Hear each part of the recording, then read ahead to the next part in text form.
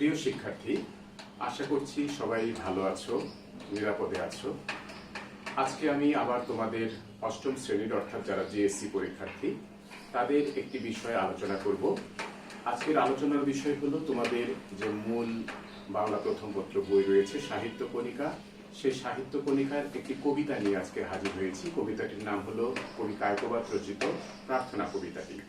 আমরা এখানে দেখতে পাচ্ছি কবিতার নাম প্রার্থনা, কবি কায়কোবাদের লেখা। কায়কোবাদ কিন্তু কায়কোবাদের যে নামটি তিনি সাহিত্য ক্ষেত্রে ব্যবহার করেন, কবিতার ক্ষেত্রে ব্যবহার করেন, এটা কিন্তু তার আসল নাম নয়। কবি কায়কোবাদের আসল নাম মোহাম্মদ কাজেম আল কুরাইশি। যদি আমাদের পরীক্ষায় জ্ঞানমূলক প্রশ্ন আসে বা যে এমসিকিউতেও যদি প্রশ্ন আসে কবি কায়কোবাদের আসল নাম কি, তাহলে এই ক্ষেত্রে আমরা উত্তর লিখব কবি কায়কোবাদের আসল নাম মোহাম্মদ কাজেম আল কুরাইশি। তার বিখ্যাত একটি মহাকাব্য রয়েছে, মহাকাব্যটির নাম হলো মহাশ্মশান। আর আমাদের আজকের যে কবিতাটি, এই কবিতাটি কবির আরেকটি বিখ্যাত কাব্যগ্রন্থ থেকে সংকলিত হয়েছে। সেই কাব্যগ্রন্থটি হলো অশ্রুমালা। কবিতাটিতে আমরা দেখতে পাচ্ছি এখানে যে কবিতাটির নামের মধ্যে আমাদের অনেকটা বিষয় চলে আসছে, যে কবিতাটির বিষয়টি কি হতে পারে। এখানে যদি আমরা প্রার্থনা বলি, যে প্রার্থনা কবিতাটি, প্রার্থনা শব্দটির অর্থ কি, এই ক্ষেত্রে সাধারণ কথায় প্রার্থনা কথাটির অর্থই হলো যে কোনো কিছু চাওয়া, কারো কাছে কোনো কিছুর জন্য নিবেদন করা। এই যে এখানেও আমরা একই বিষয় দেখি, তো এখানে সৃষ্টিকর্তার কাছে প্রার্থনা করা, সৃষ্টিকর্তার কাছে নিজেকে নিবেদন করা অর্থে বোঝানো হয়েছে। আমরা একটু দেখে নেই যে এই কবিতাটি থেকে আমরা কোন কোন বিষয়গুলো জানতে পারবো, কবিতাটির শিখনফল কি, এবং এই বিষয়গুলোকে অবলম্বন করে, এই বিষয়গুলোকে আশ্রয় করেই আমাদের যে সৃজনশীল প্রশ্নের যে উদ্দীপক আসে, এই উদ্দীপকগুলো কিন্তু এই বিষয়গুলোকে অবলম্বন করেই করা হয়ে থাকে। আমরা একটু দেখে নিই এই কবিতাটির শিখনফলগুলো কি, কবিতাটি কোন কোন বিষয়গুলো এখানে প্রধান হয়ে উঠেছে। আমরা একটু দেখি। এখানে কবিতাটির শিখনফল হলো সৃষ্টিকর্তার মহিমা সম্পর্কে আমরা এখানে জানতে পারবো। নিজেদের মধ্যে আমাদের ধর্মবোধ জাগ্রত হবে, সৃষ্টিকর্তার কাছে আত্মসমর্পণের বিষয়টি আসবে, ধর্মীয় বোধ সম্পন্ন সুন্দর জীবন গঠন করতে আমরা অনুপ্রাণিত হব, উৎসাহিত হব।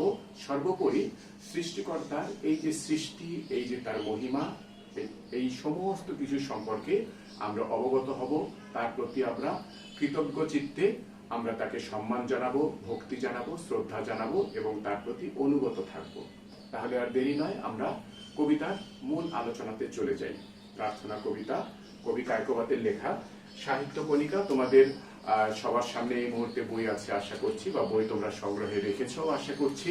প্রার্থনা কবিতাটি আমরা কবিতার লাইনগুলো আলোচনা করব এবং একই সঙ্গে প্রত্যেকটি লাইন আমরা বিশ্লেষণ করব, ব্যাখ্যা করব, বোঝার চেষ্টা করব। তাহলে শুরুতে আমরা একটু দেখছি এখানে, বিভো দেহ হৃদে বল, না জানে ভক্তি না জানে স্তুতি, কি দিয়া করিব তোমার আরতি, আমি নিঃসম্বল। আমরা এখানে একটু খেয়াল করেছি, শুরুতেই কবি এখানে সৃষ্টিকর্তাকে সম্বোধন করেছেন বিভো বলে। আমরা যদি এই অংশটুকু আমরা একটু মুছে ফেলি, আমরা কবিতাটির ব্যাখ্যা করতে গিয়ে আমরা নতুন কিছু শব্দ এখানে পেয়েছি। যেমন সৃষ্টিকর্তার, এখানে সৃষ্টিকর্তা দিয়ে যে আমরা শব্দটি পেলাম, এখানে বলা হয়েছে বিভো,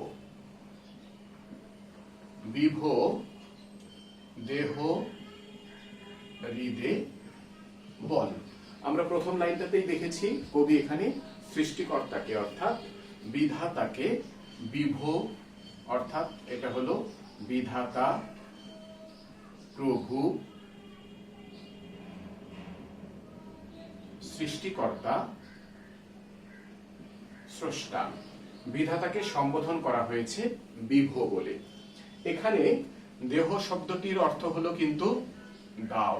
প্রাচীন বাংলা রীতিতে ক্রিয়ামূল বা ধাতুর সঙ্গে হ যুক্ত করার নিয়ম ছিল।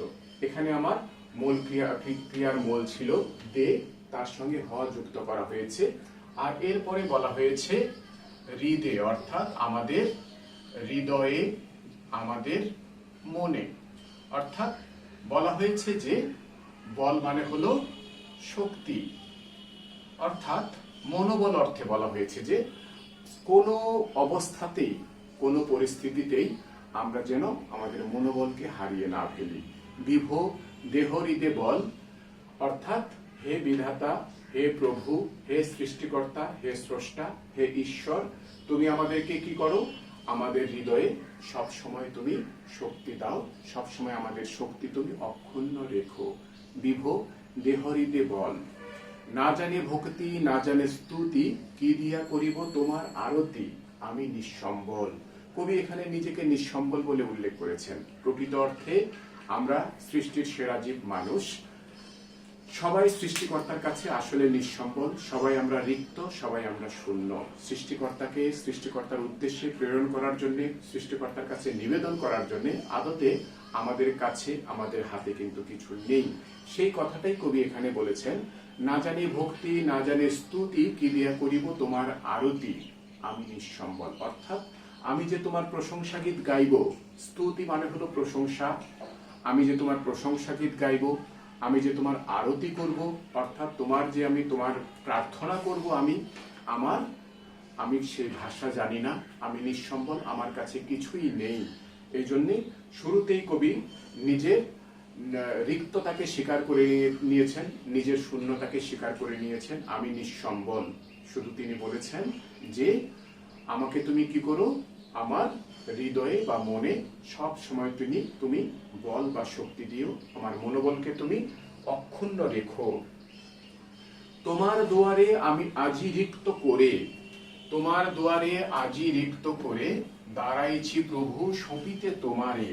অর্থাৎ রিক্ত কর, এখানে বলা হয়েছে তোমার দুয়ারে আমি রিক্ত করে। রিক্ত কর মানে হলো শূন্য হাতে, শূন্য হাতে, খালি হাতে। তোমার দুয়ারে আমি রিক্ত করে, দাঁড়াইছি প্রভু শোভিতে তোমারে। অর্থাৎ আমরা যারা মানুষ, আমরা যারা সৃষ্টিকর্তার কাছে অসহায়, আমরা যারা সৃষ্টিকর্তার কাছে যে কোনো বিপদে আপদে তার দরবারে হাত তুলে প্রার্থনা করি, আমরা একমাত্র আশ্রয় তিনি আমাদের, একমাত্র শরণ তিনি আমাদের। আমরা কি করি? এখানেও কবি বলেছেন, তোমার দুয়ারে আজি রিক্ত করে, দাঁড়াইছি প্রভু শোভিতে তোমারে। অর্থাৎ আমি তোমার দরবারে রিক্ত হাতে, শূন্য হাতে দাঁড়িয়েছি, আমি নিজেকে সমর্পণ করার জন্য। শোভিতে মানে হলো এখানে শোভিতে তোমারে, তোমার দুয়ারে। শোভিতে মানে হলো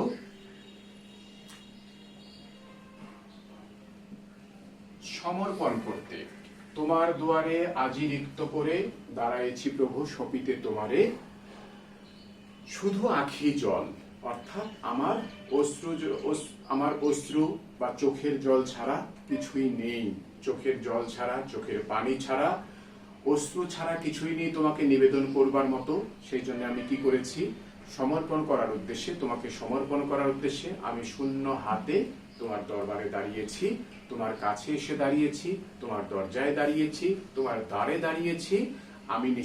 আমি কি নিয়ে দাঁড়িয়েছি? আঁখি জল, চোখের জল নিয়ে দাঁড়িয়েছি। তুমি শুধু আমাকে, আমার হৃদয়ে তুমি শুধু শক্তি দিও, শক্তি অক্ষুণ্ণ রেখো, আমার মনোবলকে যে কোনো পরিস্থিতিতে অক্ষুণ্ণ রেখো। এই অংশটুকু আমরা যে অংশটুকু করলাম, এই অংশটুকুতে স্রষ্টার গুণকীর্তন, স্রষ্টার মহিমা এখানে গাওয়া হয়েছে এবং মানুষ সৃষ্টিকর্তার কাছে, ঈশ্বরের কাছে, প্রভুর কাছে যে একেবারে তুচ্ছ নগণ্য, এখানে কবি সেই কথাটি ব্যক্ত করেছেন যে ঈশ্বরের ইচ্ছা ছাড়া, ঈশ্বরের করুণা ছাড়া আমাদের কোনো উপায় নেই। যে কোনো পরিস্থিতিতে আমরা তার দ্বারে, তার দরবারে গিয়ে আমরা আমাদের অশ্রু বিসর্জন দেই, আমাদের চোখের জল বিসর্জন দেই। তিনি আমাদের ত্রাণকর্তা, তিনি আমাদের সাহায্যকর্তা, তিনি আমাদের আশ্রয়দাতা। এর পরের অংশে কি আছে একটু দেখে নিচ্ছি। আবারও তার নিবেদন হলো, বিভো দেহরিতে বল, দারিদ্র পেশনে বিপদের ক্রোরে। কি হয়েছে এরপর? দারিদ্র পেশনে বিপদের ক্রোরে, অথবা সম্পদ সুখের সাগরে, ভুলিনি তোমারে এক পল। অর্থাৎ সুখে দুঃখে আনন্দ বেদনায় আমাদের এই সাংসারিক জীবনে, আমাদের এই সংসার জীবনে আমরা কি করি? নানান রকম প্রতিকূলতার সম্মুখীন হই। আমাদের জীবনে সুখ দুঃখ আনন্দ বেদনা আসে, দারিদ্র আসে, কখনো বা আমরা সুখের সাগরে পরিপূর্ণ থাকি। এই যে এই কথাটি এখানে বলা আছে যে হে প্রভু, তুমি আমাদের মনোবল সবসময় অক্ষুণ্ণ রেখো, কারণ হলো দারিদ্র পেশনে, এখানে পেশন শব্দের অর্থ কি? দারিদ্র পেশনে, অর্থাৎ দারিদ্রের কারণে যখন নিষ্পেষিত হয়েছি, দারিদ্রের মধ্যে যখন দারিদ্র যখন আমাকে একদম আঁকড়ে ধরেছে চারপাশ থেকে, অথবা কখনো কি হয়েছে, আমি সুখের সাগরে ভেলা ভাসিয়েছি, সুখের সাগরে খুব আনন্দে ছিলাম, দারিদ্র পেশনে বিপদের ক্রোড়ে, অথবা কখনো কি হয়েছে, বিপদ আপদ, চারদিক থেকে শুধু বিপদ আর বিপদ আমাকে আঁকড়ে রেখেছে। এই পরিস্থিতিতে দারিদ্র পেশনে, বিপদের ক্রোড়ে, অথবা সম্পদে সুখের সাগরে, অঢেল সম্পদ নিয়ে অত্যন্ত সুখে ছিলাম, সেই মুহূর্তেও কি হয়েছে, ভুলিনি তোমারে এক পল। অর্থাৎ আমরা মানুষ, তোমাকে এক মুহূর্তের জন্য, এক পল, অর্থাৎ আমরা তোমাকে এক মুহূর্তের জন্য কি করিনি, এক মুহূর্তের জন্য ভুলিনি। জীবনে মরণে শয়নে স্বপনে তুমি মোর পথের সম্বল। আমাদের জীবনে, আমাদের মরণে, আমাদের নিদ্রায়, আমাদের জাগরণে, প্রতিটি ক্ষেত্রে একমাত্র সৃষ্টিকর্তা, একমাত্র প্রভু, একমাত্র স্রষ্টাই আমাদের একমাত্র পথের সম্বল, পথের সহায়, আমাদের ত্রাণকর্তা, আমাদের আশ্রয়দাতা, আমাদের সাহায্যদাতা। এই জন্যে কবি এখানে নিজেকে বিধাতার কাছে সমর্পণ করেছেন এবং নিজের তুচ্ছতার কথা, নিজের সমস্ত ব্যর্থতার কথা অকপটে স্বীকার করেছেন, নির্দ্বিধায় স্বীকার করেছেন। এরপরে কি আছে, প্রকৃতির কথা, অর্থাৎ প্রকৃতির মাধ্যমে সৃষ্টিকর্তা যে আমাদেরকে এই সুন্দর পৃথিবীতে কত সুখের উপকরণ দিয়ে রেখেছেন, সেই বিষয়ে এখানে কবি বর্ণনা করেছেন। আমরা একটু দেখে নেই।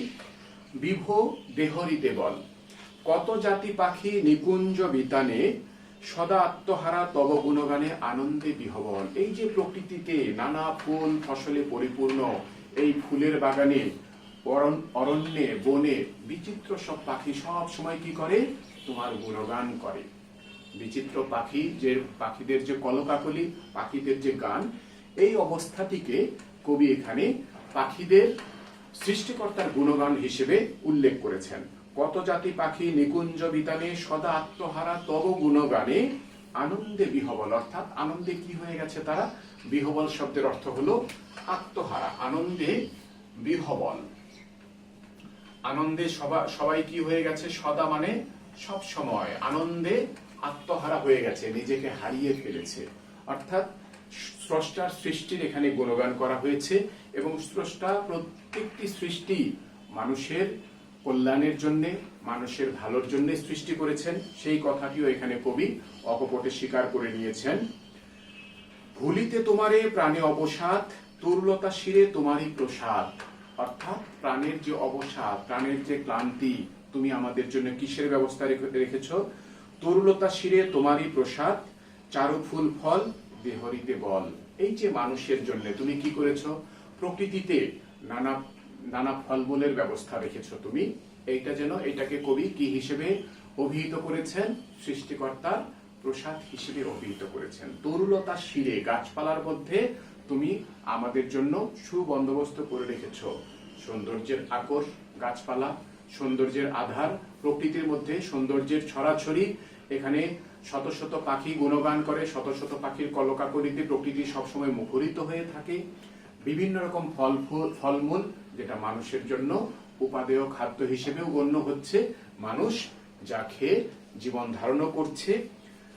চারু ফুল ফল, চারু শব্দের অর্থ হলো সুন্দর, অর্থাৎ সুন্দর ফলমূল তুমি রেখে দিয়েছ। তোমার কাছে শুধু আমাদের একটাই প্রার্থনা, মানুষের একটাই প্রার্থনা, তুমি যে কোনো পরিস্থিতিতে, সুখ দুঃখে, আনন্দ বেদনায়, প্রতিকূলতায়, সমস্ত ক্ষেত্রে, সমস্ত পরিস্থিতিতে তুমি আমাদের হৃদয়ের শক্তি, আমাদের মনের শক্তি, আমাদের মনোবলকে অটুট রেখো, অক্ষুণ্ণ রেখো। মানুষ হিসেবে এই একমাত্র প্রার্থনা তোমার কাছে, মানুষ হিসেবে এই একমাত্র প্রার্থনা সৃষ্টিকর্তার কাছে। সর্বশেষে কি বলা আছে, বিভ দেহরিদে বল, তোমারই নিঃশ্বাস বসন্তের বায়ু। অর্থাৎ এখানে বলা হয়েছে এই যে সুবাতাস, অর্থাৎ এই যে তুমি মানুষের জন্য, মানুষ যাতে করে খুব সুন্দর নির্মল বাতাস গ্রহণ করতে পারে, খুব সুন্দরভাবে বেঁচে থাকতে পারে, বিশুদ্ধ বাতাস গ্রহণ করতে পারে। তোমারই নিঃশ্বাস বসন্তের বায়ু, তব স্নেহ কণা জগতের আয়ু। অর্থাৎ তোমার যদি করুণা না থাকে, তোমার যদি স্নেহের স্পর্শ না থাকে, তাহলে পৃথিবীর কোনো প্রাণী এখানে দীর্ঘদিন টিকে থাকতে পারবে না, বেঁচে থাকতে পারবে না। তোমার স্পর্শে, তোমার করুণায়, তোমার অশেষ রহমতের কারণে জগতের প্রত্যেকটা প্রাণী কি করেছে? আয়ু লাভ করেছে, জীবন লাভ করেছে, বেঁচে থাকার অনুপ্রেরণা লাভ করেছে। তব নামে অশেষ মঙ্গল।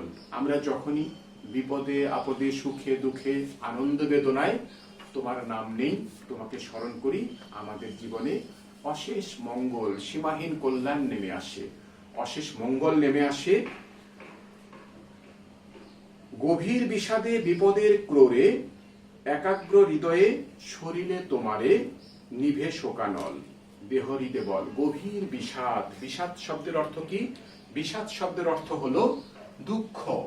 অর্থাৎ গভীর বিষাদের সময়, অর্থাৎ আমরা যখন দুঃখ ভারাক্রান্ত হয়ে পড়ি, দুঃখে আক্রান্ত হয়ে পড়ি, দুঃখের ভার আর সহ্য করতে পারি না, গভীর বিষাদে বিপদের ক্রোড়ে, বিভিন্ন দিক থেকে নানান রকম আপদ বিপদ আমাদেরকে আঁকড়ে ধরে, চারপাশ থেকে ঘিরে ধরে, আমরা যখন আর কোনো উপায়ান্তর খুঁজে পাই না, তখন আমরা কি করি? এক মনে, একাগ্র চিত্তে একদম বিধাতাকে আমরা স্মরণ করি, এক মনে বিধাতাকে স্মরণ করি, বিধাতার দরবারে আমরা হাত তুলে প্রার্থনা করি, বিধাতার গুণকীর্তন করি, বিধাতার যে সৃষ্টি, বিধাতার যে মহিমা, সেসব সৃষ্টিকে, সেসব মহিমাকে স্মরণ করি। এর ফলে কি হয়? আমাদের এই যে আমাদের ভেতরে যে শোকের আগুন, এই শোকের আগুন আমাদের নিভে যায়। একাগ্র হৃদয়ে শরীরে তোমারে, নিভে শোকানল। শোকানল শব্দের অর্থ হলো শোকের আগুন। সবশেষে কবি আবারও বলেছেন, তোমার কাছে শুধু আমাদের একটাই প্রার্থনা, তুমি আমাদের কি করো?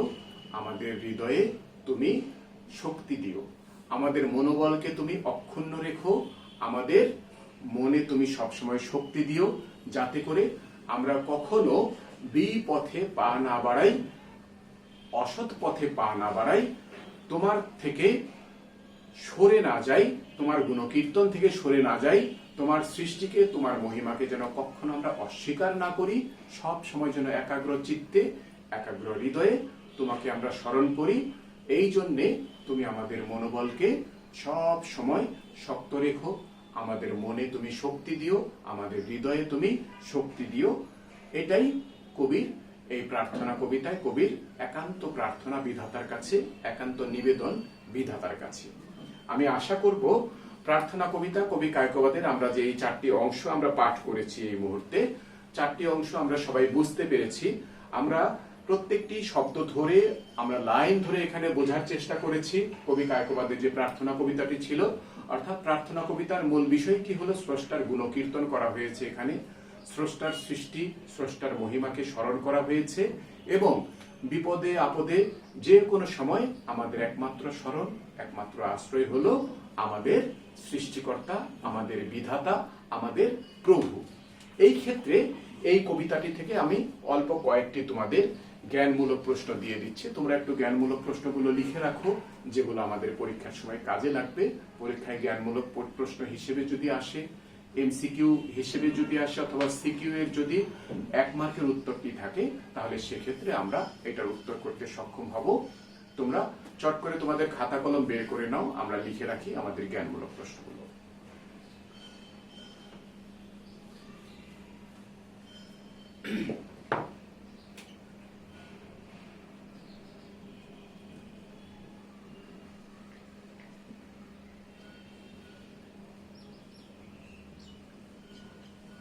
জ্ঞানমূলক প্রশ্ন। 1 নম্বর প্রশ্ন হলো,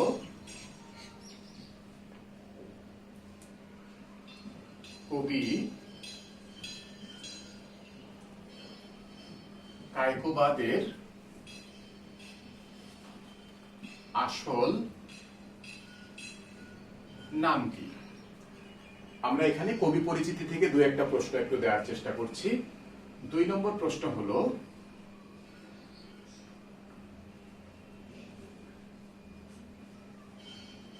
কবি কায়কোবাদ কোন গ্রামে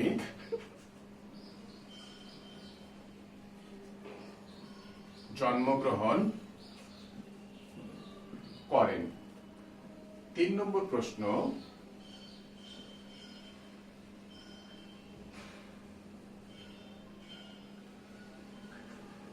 কায়কোবাদ রচিত বিখ্যাত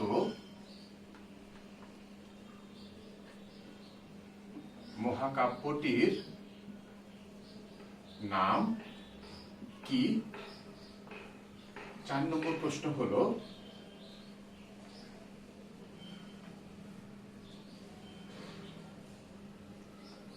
প্রার্থনা কবিতাটি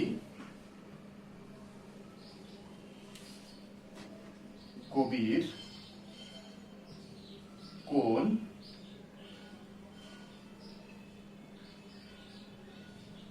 কাব্যগ্রন্থ থেকে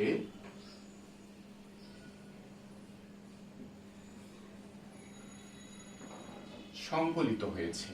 আমরা কবি পরিচিতি থেকে এখানে 5টি প্রশ্ন দিয়েছি, আর আরেকটু আমরা আরো 5টি প্রশ্ন দিতে চাই, সেটা আমরা কবিতার ভেতর থেকে আমরা একটু 5টি প্রশ্ন দিয়ে ফেলি।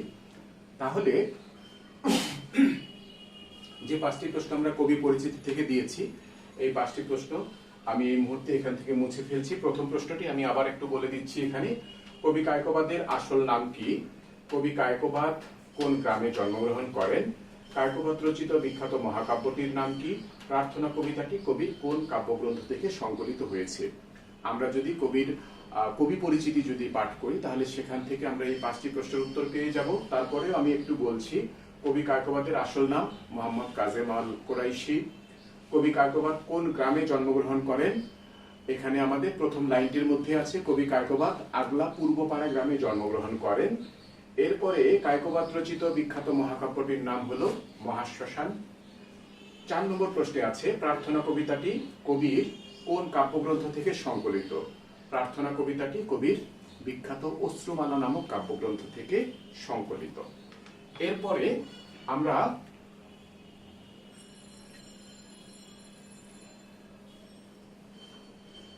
পাঁচ নম্বর প্রশ্নে চলে যাচ্ছি।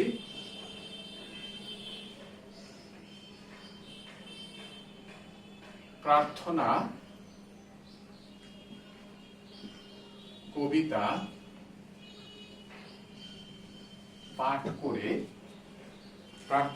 পাঠ করে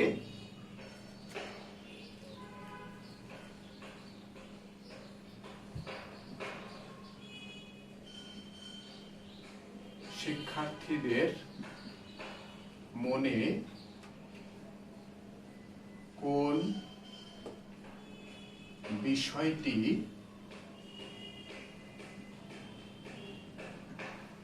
জাগ্রত হবে বা জেগে উঠবে? এই ক্ষেত্রে আমরা যদি এটার উত্তরের সন্ধান করতে যাই বা উত্তর খুঁজতে যাই, তাহলে দেখবো যে এখানে যে আমাদের পাঠ পরিচিতি রয়েছে বা পাঠের উদ্দেশ্য কি রয়েছে, এখানে আমাদের একটা ছোট্ট করে কথা আছে যে প্রার্থনা কবিতাটি পাঠ করে শিক্ষার্থীদের মধ্যে ধর্মীয় বোধ বা ধর্মীয় অনুভূতিটা আরো প্রখর হবে বা জাগ্রত হবে, সৃষ্টিকর্তার মহিমা সম্পর্কে জানতে পারবে। আমরা এখানে যদি প্রার্থনা কবিতা পাঠ করে শিক্ষার্থীদের মধ্যে কোন বিষয়টি জাগ্রত হবে, তাহলে আমরা ধর্মবোধ জাগ্রত হবে বিষয়টি দিলেই যথেষ্ট হবে। এরপরে রয়েছে আমাদের, আমরা কবিতার অংশ থেকে একটু দিতে চাই,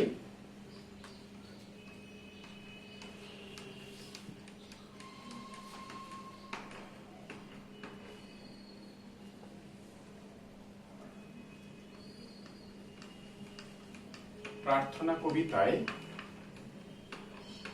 কবি বিধাতার উদ্দেশ্যে কি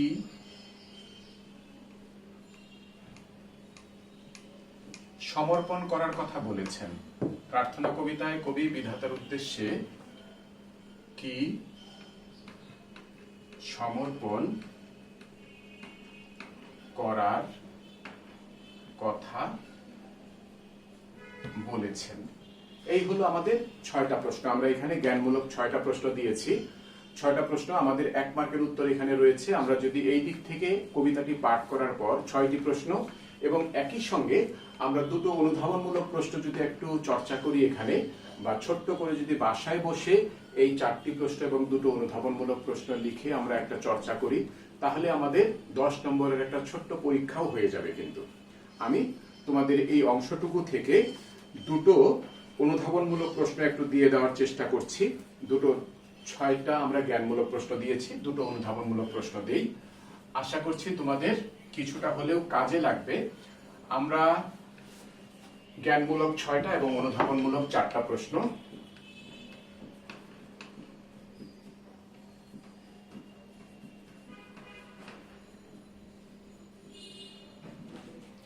অনুধাবনমূলক প্রশ্ন, অনুধাবনমূলক প্রশ্নে আমরা শুরুতেই দিতে পারি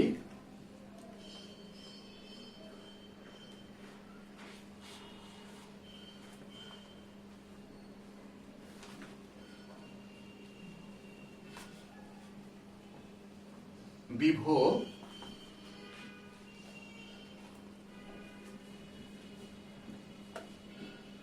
দেহরি দেবল। বিভো দেহরি দেবল, কবি কেন এই প্রার্থনা করেছেন? আমাদের 2 নম্বরের উত্তর। এরপর দ্বিতীয় অনুধাবনমূলক প্রশ্ন,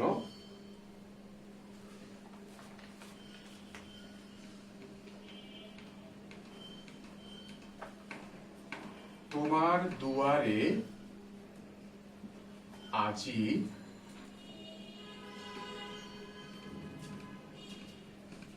রিক্ত করে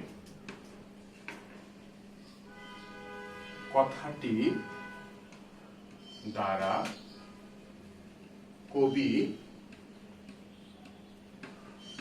কি বুঝিয়েছেন? তোমার দুয়ারে আজি রিক্ত করে কথাটি দ্বারা কবি কি বুঝিয়েছেন? আমরা দেখে নিলাম এখানে 6টা জ্ঞানমূলক প্রশ্ন দিয়েছি, দুটো অনুধাবনমূলক প্রশ্ন দিয়েছি।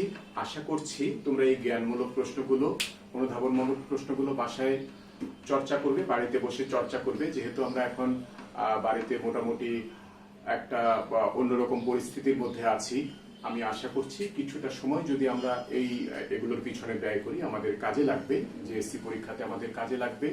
এবং এই কবিতাটি পাঠ করে তোমরা নিজেরাও কিন্তু এখান থেকে জ্ঞানমূলক প্রশ্ন আরো আবিষ্কার করতে পারবে, তৈরি করতে পারবে। তো আজকে এই পর্যন্তই। আবারও পরের ক্লাসে হাজির হব অন্য কোনো গদ্য নিয়ে, অন্য কোনো কবিতা নিয়ে, অথবা বাংলা দ্বিতীয় পত্রের কোনো অধ্যায় নিয়ে। ততক্ষণ তোমরা সবাই ভালো থাকবে, নিরাপদে থাকবে, সুস্থ থাকবে। সবাইকে ধন্যবাদ।